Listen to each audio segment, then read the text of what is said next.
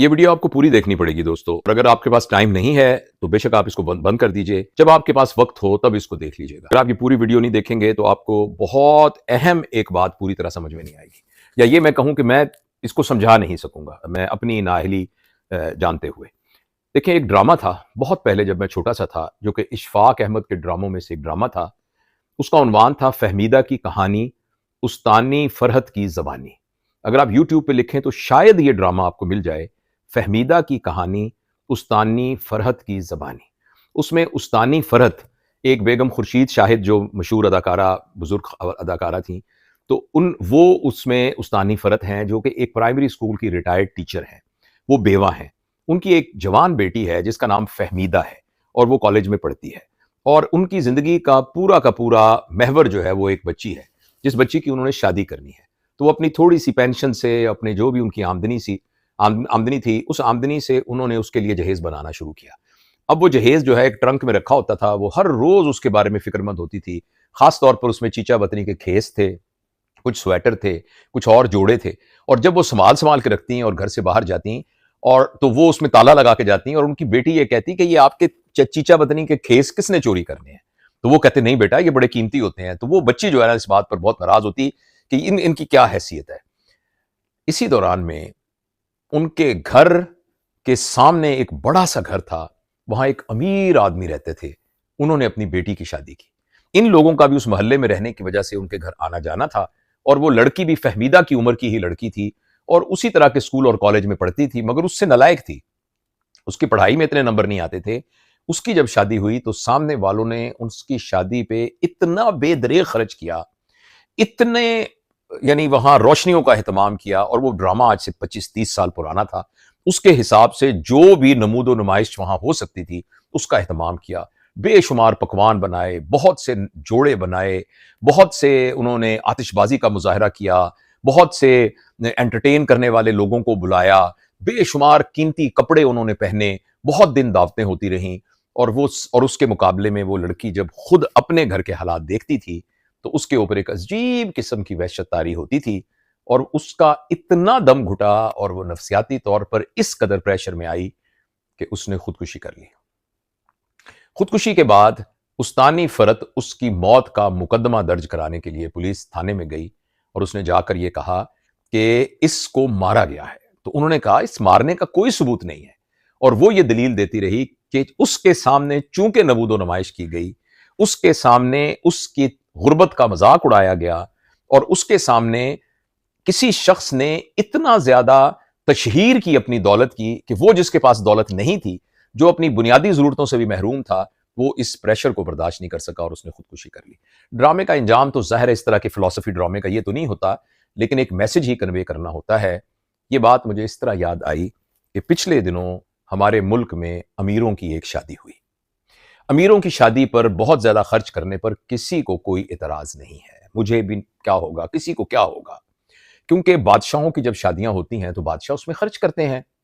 देखिए, हिंदुस्तान में अब एक शख्स की शादी हुई जो कि कोई वो बिजनेस टाइकून थे, उनके बेटे की।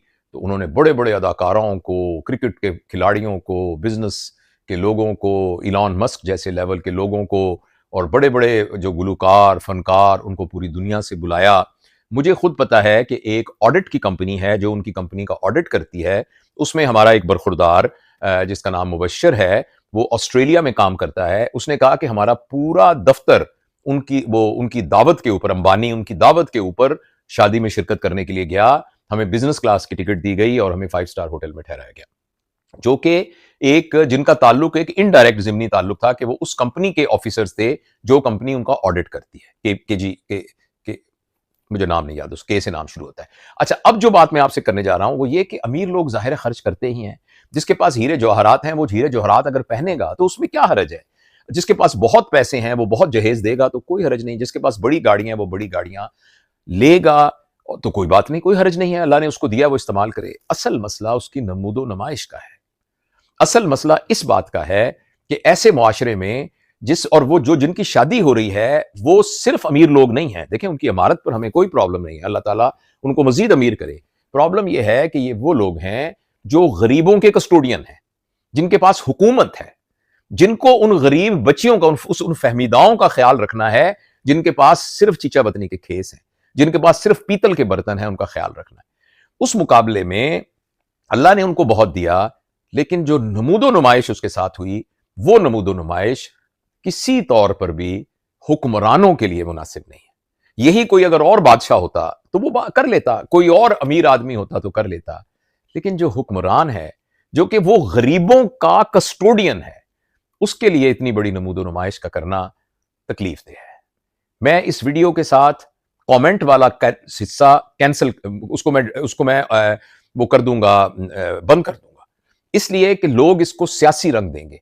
कोई ये कहेगा कि आप यूथिये हैं, कोई ये कहेगा कि जो है आप हुकूमत के खिलाफ हैं।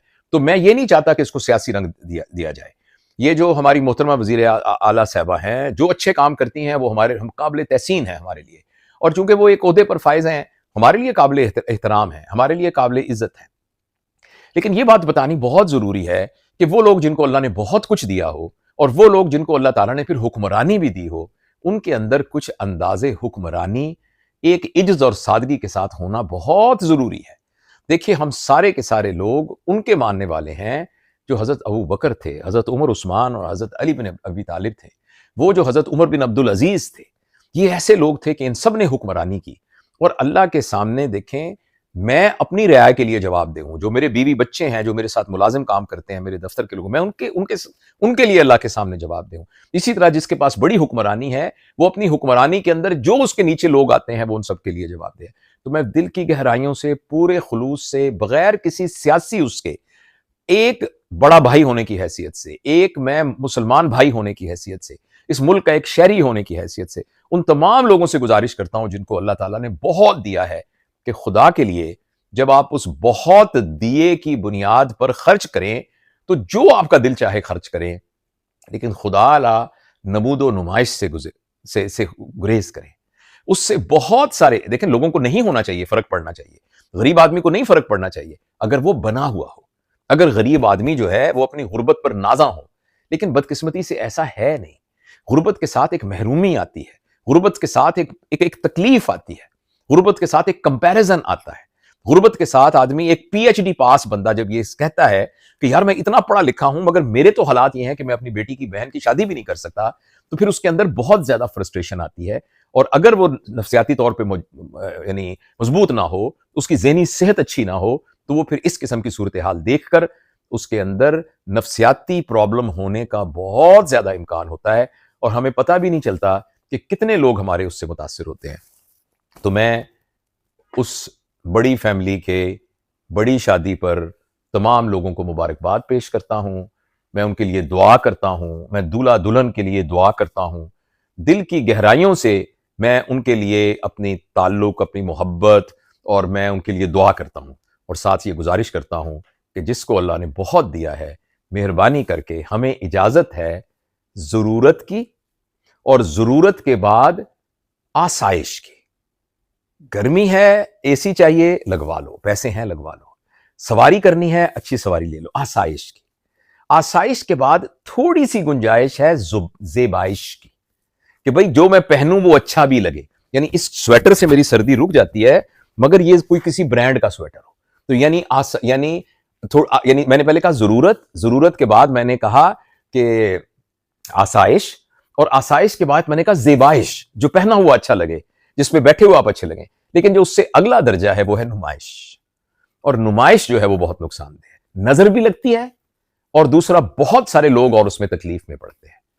मैं अल्लाह से दुआ करता हूं कि मैंने जिस नीयत से ये बात की है उसको उसी नीयत से समझा जाए, और अल्लाह करे कि मैं खुद भी इस पर अमल करूं, और वो तमाम लोग जिनको अल्लाह ताला ने बहुत दिया है, वो इस बात को गौर से सुनकर इस पर अमल करें।